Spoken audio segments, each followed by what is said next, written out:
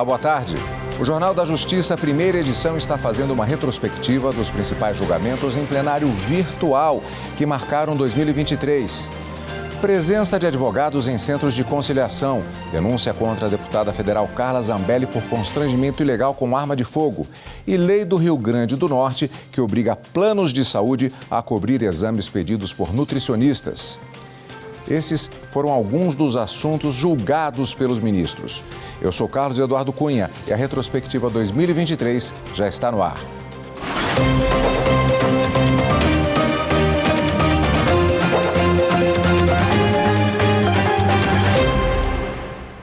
Em agosto, em julgamento no plenário virtual, os ministros receberam uma denúncia contra a deputada federal Carla Zambelli, do PL de São Paulo. A parlamentar se tornou ré por porte e constrangimento ilegal com arma de fogo. A repórter Viviane Novaes traz os detalhes desse caso. A denúncia foi oferecida pela Procuradoria-Geral da República e se refere a um episódio na véspera do segundo turno das eleições, no ano passado. Com uma arma em punho, a deputada Carla Zambelli perseguiu e ameaçou um apoiador do presidente Luiz Inácio Lula da Silva numa rua de São Paulo. Segundo a PGR, a parlamentar agiu fora dos limites da autorização de porte de arma para defesa pessoal e constrangeu a vítima mediante grave ameaça com o emprego de arma de fogo. No julgamento no plenário virtual do STF sobre a denúncia, prevaleceu o voto do relator, ministro Gilmar Mendes. De acordo com o ministro, desde a comunicação do fato à autoridade policial, com a aquisição dos vídeos da conduta, depoimentos, busca e apreensão das armas para fins de admissão da acusação, verifica-se a materialidade em relação à existência do evento, da arma, com indicadores de realidade quanto ao porte ostensivo de arma de fogo às vésperas das eleições, em situação vedada e de risco, com a perseguição e submissão da vítima à restrição espacial. Gilmar Mendes acrescentou: os elementos angariados são suficientes ao exercício da ação penal, sem prejuízo da apuração das circunstâncias do evento durante a instrução processual.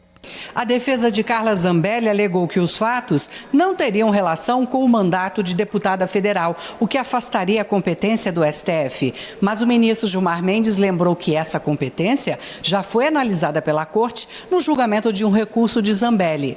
Os ministros entenderam que o episódio ocorreu na véspera do segundo turno das eleições, num contexto diretamente ligado à atividade parlamentar e em razão do cargo. Por 9-2, o STF recebeu a denúncia. A deputada passou a condição de ré e agora responde a um processo na Suprema Corte. Também em agosto, o Supremo Tribunal Federal decidiu arquivar denúncia da Procuradoria-Geral da República contra senadores do MDB, Movimento Democrático Brasileiro. Os parlamentares estavam sendo investigados por um suposto esquema de pagamento de propina em contratos da Petrobras e da Transpetro. O caso foi julgado no plenário virtual da Corte. Os detalhes com Evne Araújo. A investigação contra os políticos do MDB no Senado foi iniciada com base em um desdobramento da Operação Lava Jato. A Procuradoria-Geral da República denunciou em 2017 os senadores Renan Calheiros, Romero Jucá, Valdir Raupp, Jader Barbalho, Edson Lobão, José Sarney e Sérgio Machado pelo crime de organização criminosa. À época, o então procurador-geral, Rodrigo Janot, afirmou que houve ações ilícitas para arrecadação de propina relacionada a contratos com a Petrobras entre 2004 e 2008 e com a Transpetro. Este ano, a PGR mudou o posicionamento e pediu ao Supremo a rejeição da acusação, alegando falta de lastro probatório mínimo indispensável para a instauração de um processo penal. A Procuradoria também alegou que a denúncia se baseou apenas em delações premiadas e em material fornecido por colaboradores, o que foi proibido por uma mudança na legislação criminal. O ministro Edson Fachin, relator do caso, acolheu os argumentos e votou pelo arquivamento. Todos os ministros da Corte acompanharam o entendimento do relator. No mesmo mês, os ministros do Supremo Tribunal Federal decidiram em plenário virtual que ofensas homofóbicas podem ser reconhecidas como crime de injúria racial. Amanda Mustafa tem as informações. A decisão dos ministros de reconhecer ofensas homofóbicas como crime de injúria racial foi tomada após o julgamento de um recurso da Associação Brasileira de Lésbicas, Gays, Bissexuais, Travestis, Transsexuais e Intersexos. Nessa ação, o grupo solicitava ampliação de uma decisão de 2019 da própria Corte que criminalizou a homofobia como forma de racismo. Segundo o relator, ministro Edson Fachin, ofensas homofóbicas podem ser enquadradas como racismo e injúria racial. O voto de Fachin foi acompanhado por todos os ministros, exceto o ministro André Mendonça, que se declarou impedido para julgar o caso, e o ministro Cristiano Zanin, que, apesar de estar de acordo sobre a relevância da matéria, votou pelo não conhecimento dos embargos. Uma lei sancionada este ano igualou os crimes de racismo e injúria racial. De acordo com a lei, a injúria racial é inafiançável e imprescritível. A pena é de 2 a 5 anos de prisão e pode ser dobrada se o crime for cometido por 2 ou mais pessoas. E fechando o primeiro bloco da nossa retrospectiva de hoje sobre os julgamentos do plenário virtual, em agosto, o Supremo Tribunal Federal entendeu que cabe ao juiz decidir onde mulheres transexuais e travestis devem cumprir a pena de prisão. A repórter Viviane Novaes tem os detalhes. Os ministros rejeitaram uma ação da Associação Brasileira de Lésbicas, Gays, Bissexuais, Travestis e Transsexuais. A associação pedia que a Corte desse uma interpretação compatível com a Constituição a uma resolução conjunta da Presidência da República e do Conselho Nacional de Combate à Discriminação, para que as travestis identificadas com o gênero feminino pudessem escolher cumprir pena numa prisão feminina ou masculina. No julgamento no plenário virtual, prevaleceu o entendimento do ministro Ricardo Lewandowski, que votou antes da aposentadoria em abril passado. Foi um julgamento apertado. Por 6 votos a 5, o Supremo entendeu que a questão já foi regulamentada pelo Conselho Nacional de Justiça. Cabe ao juiz, depois de questionar a preferência da pessoa presa, decidir de forma fundamentada onde mulheres transexuais e travestis devem cumprir a pena de prisão.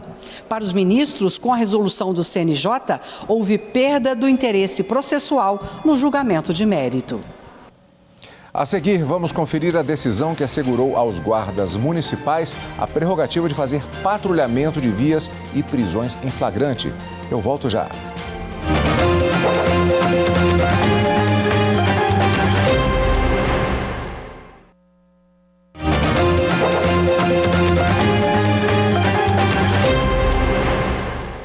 Estamos de volta com a retrospectiva do plenário virtual do Supremo em 2023.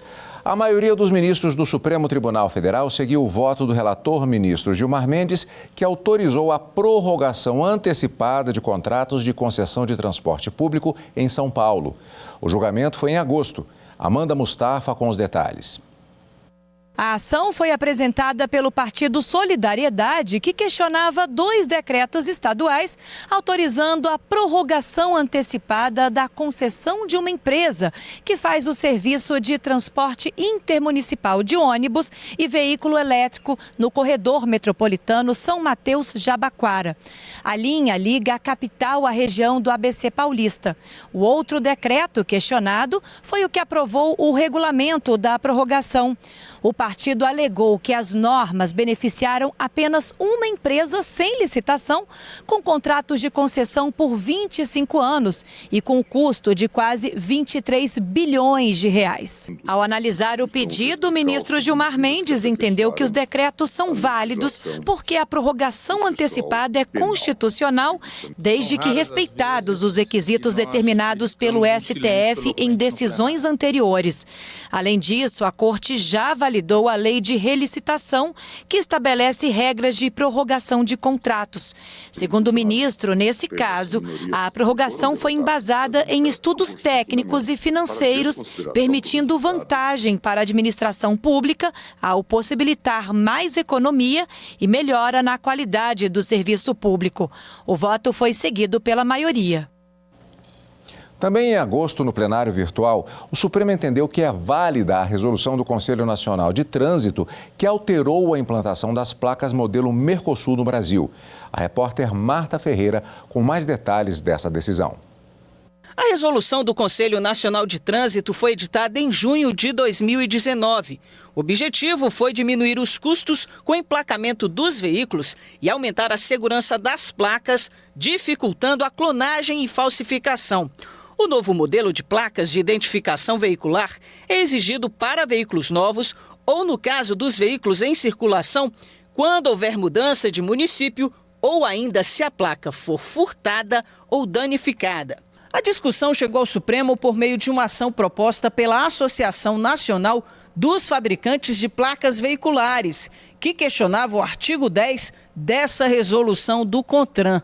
O dispositivo estabelece que a prestação de serviços de fabricação e a estampagem das placas será realizada por meio de credenciamento de empresas interessadas sem licitação.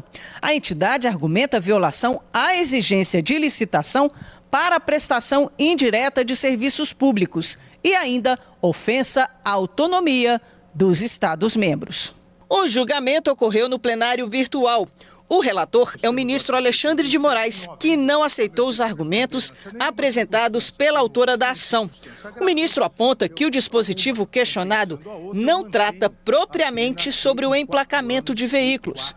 Esse tema está regulamentado no artigo 22 do Código de Trânsito Brasileiro, que estabelece a competência dos órgãos de trânsito dos estados e do Distrito Federal, mediante delegação do órgão máximo executivo de trânsito da União, para realizá-lo. Moraes destacou ainda que mostra-se constitucionalmente rígida, portanto, a competência exercida pelo CONTRAN ao regulamentar a habilitação de empresas fabricantes e estampadoras de placas por meio do credenciamento, inexistindo no ponto qualquer ofensa à autonomia dos Estados-membros. Assim, julgou constitucional o artigo em discussão, entendimento seguido por todos os ministros.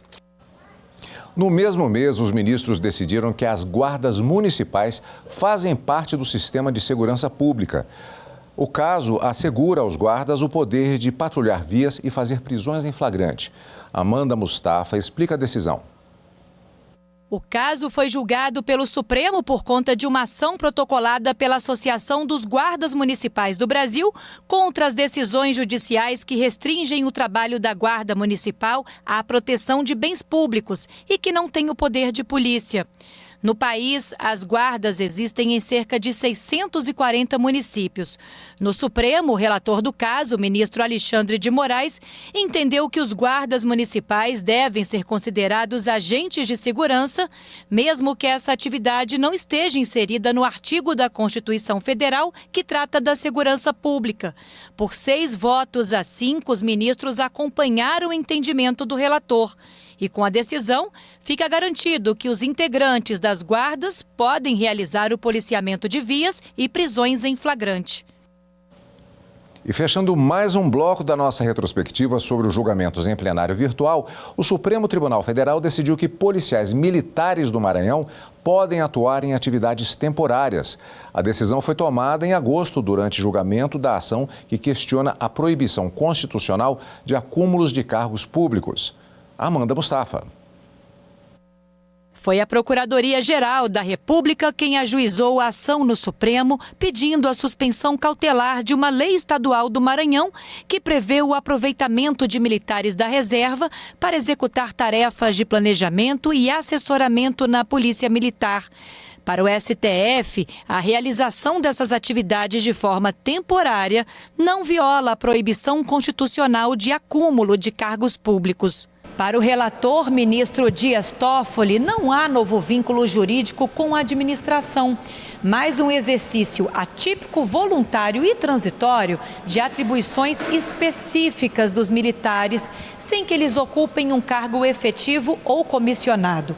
O ministro verificou que há semelhança entre a regra maranhense e o Instituto da Prestação de Tarefa por Tempo Certo, que é previsto no Estatuto dos Militares.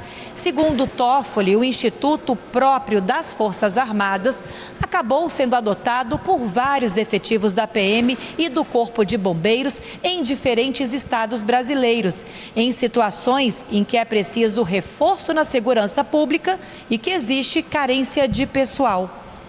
A seguir, vamos conferir a decisão do STF sobre a presença de advogados em centros de conciliação. Voltamos em instantes com a retrospectiva.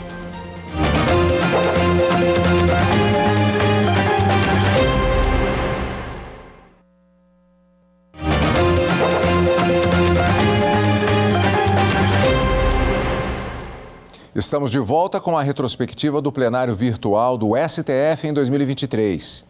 Em agosto, os ministros, por maioria, decidiram que é inconstitucional uma lei do Rio Grande do Norte que obriga planos de saúde a cobrir exames pedidos por nutricionistas. A repórter Marta Ferreira tem os detalhes. Os exames laboratoriais e de imagem são necessários para avaliar a condição alimentar dos pacientes que procuram nutricionistas. Em 2022, uma lei do Rio Grande do Norte passou a obrigar os planos de saúde a cobrirem esses exames. A Confederação Nacional das Empresas de Seguros Gerais, Previdência Privada e Vida, Saúde Suplementar e Capitalização entrou com uma ação no Supremo questionando a legalidade dessa norma. A entidade afirma que a Constituição Federal reserva à União a competência para legislar sobre seguros e que, de acordo com a jurisprudência do STF, os planos de saúde seguem a mesma lógica dos seguros. Assim, a Lei Potiguar teria invadido a competência privativa da União. A Confederação alega ainda que a norma viola os princípios da isonomia e da livre iniciativa, já que, ao criar determinação específica para o Rio Grande do Norte, a lei cria uma disparidade nas obrigações das operadoras de planos de saúde que atuam em todo o território brasileiro. A ação foi levada a julgamento no plenário virtual sob a relatoria do ministro Gilmar Mendes, que aceitou o pedido da autora. Para o relator, os dispositivos questionados criam obrigações que demandam revisões dos valores contratuais estabelecidos anteriormente, a fim de que se evite um desequilíbrio para as operadoras de saúde em prejuízo à mutualidade do sistema. Assim, Gilmar Mendes julgou a lei inválida por entender que o Estado não tem competência legislativa para editar norma sobre o tema em discussão. A maioria dos ministros seguiu o voto do relator, vencido o ministro Edson Fachin. Também em agosto, uma decisão unânime do Supremo Tribunal Federal derrubou dispositivos de uma lei do Paraná que permitia ao governador reduzir o orçamento e interferir no trabalho da Defensoria Pública do Estado. A norma estava suspensa desde 2015. Reportagem de Amanda Mustafa. A ação no Supremo Tribunal Federal foi apresentada pela Associação Nacional de Defensores Públicos, questionando uma lei de 2014 do estado do Paraná que permitia ao governador reduzir o orçamento da Defensoria Pública Estadual e limitar a autonomia funcional e administrativa do órgão. Segundo a associação, desde que a Defensoria Pública do Paraná foi criada, o governo do estado vinha criando obstáculos que atrapalhavam o trabalho da instituição e subordinavam a defensoria ao governo. A norma foi suspensa em fevereiro de 2015 por uma decisão liminar do ministro Ricardo Lewandowski. Em decisão unânime, o plenário do STF declarou que as regras criadas pelo governo do Paraná são inconstitucionais. O relator da ação, ministro Nunes Marques, argumentou que, de acordo com a Constituição Federal, somente o defensor público-geral do Estado pode apresentar proposta de lei sobre o orçamento ou atividades do órgão. Entre os dispositivos invalidados pelo Supremo estão os que tratam do modo de nomeação do defensor público-geral e os que disciplinam a contratação e remuneração de defensores públicos e servidores. No mesmo mês, o Supremo Tribunal Federal considerou inconstitucional a transferência de titular de cartório com base em simples exame de títulos. Em julgamento no plenário virtual, a maioria dos ministros determinou que, para assumir o cargo, é preciso ser aprovado em concurso de provas e títulos. Reportagem de Carolina Chaves. A decisão é em resposta a uma ação apresentada pela Associação dos Notários e Registradores do Brasil, a Noreg. A associação pedia a constitucionalidade de um artigo da Lei de 94, conhecida como Lei dos Cartórios, que regula os serviços notariais, inclusive o ingresso na atividade. O dispositivo questionado permite que o cargo de titular de cartório seja assumido com base apenas no exame de títulos. O artigo 236 da Constituição Federal de 1988 determina que o ingresso na atividade notarial e de registro depende de concurso público de provas e títulos, não se permitindo que qualquer serventia fique vaga sem abertura de concurso de provimento ou de remoção por mais de 6 meses. Foi nesse entendimento e com base na jurisprudência da Corte e no entendimento do Conselho Nacional de Justiça que a relatora presidente do STF, ministra Rosa Weber, considerou o artigo da Lei de Cartórios inconstitucional. Segundo ela, deve ser levada em conta a aprovação em concurso público com provas e títulos para ingresso ou remoção em vaga de cartório. Os ministros acompanharam o entendimento de inconstitucionalidade do artigo da lei, mas a maioria seguiu a modulação apresentada pelo ministro Gilmar Mendes. O ministro lembrou que em 2009, durante a presidência do CNJ, determinou a retirada dos servidores que ocupavam a vaga sem concurso público, deixando vários cargos vagos. Por isso, ele entendeu que entre a vigência da lei de 2002 e a resolução do CNJ de 2009, que exigiu aprovação em concurso, é legítimo reconhecer a transferência de titular de cartório com base apenas na prova de títulos. A presença de advogados em centros de conciliação é facultativa. A decisão, unânime, foi tomada pelos ministros do STF em julgamento no plenário virtual realizado em agosto. Acompanhe mais detalhes com Anderson Arcoverde. O plenário virtual analisou uma ação do Conselho Federal da Ordem dos Advogados do Brasil contra a norma do Conselho Nacional de Justiça. A OAB argumentou que a possibilidade de permitir que não seja obrigatória a presença de um advogado ou defensor público nos centros de conciliação afasta a garantia fundamental da defesa técnica. O relator, ministro Luiz Roberto Barroso, destacou que o profissional é indispensável à administração da justiça, mas que isso não significa que a pessoa maior e capaz precise estar assistida ou representada por um advogado para todo ato de negociação. Segundo o ministro, a resolução do CNJ não afasta a necessidade de presença de advogados nos casos em que a lei processual exige, mas apenas em casos de direitos patrimoniais disponíveis. Barroso lembrou ainda que, caso uma das partes se apresente com o advogado, a mediação será suspensa para que a outra parte também possa ser assistida. O ministro concluiu que não há ofensas a garantias fundamentais, e sim uma atuação mais eficiente e menos burocrática do Poder Judiciário. E fechando o último bloco da nossa retrospectiva de hoje sobre os julgamentos em plenário virtual. Em agosto, o Supremo Tribunal Federal decidiu pela validade da norma que impede o ajuizamento de ação penal contra contribuintes em caso de parcelamento de débitos tributários. Bruno Silveira tem os detalhes. A discussão chegou ao Supremo por meio de uma ação proposta pela Procuradoria-Geral da República.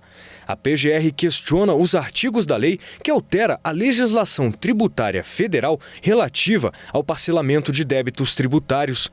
Os dispositivos em análise estabelecem que, na hipótese de parcelamento do crédito tributário antes do oferecimento da denúncia, ela só poderá ser aceita se houver inadimplemento da obrigação objeto da denúncia. Também suspendem a punição por sonegação e similares quando são suspensos os débitos por parcelamento e nos casos que houver o pagamento integral. Para a PGR, o legislador criou os tipos contra a ordem tributária a fim de atender aos princípios da necessidade e da utilidade. Argumenta ainda que o legislador verificou que sem a coerção penal não haveria arrecadação de tributos que permitisse desenvolvimento nacional e eliminação da marginalização e das desigualdades sociais. A ação foi julgada em agosto no plenário virtual sob a relatoria do ministro Nunes Marques.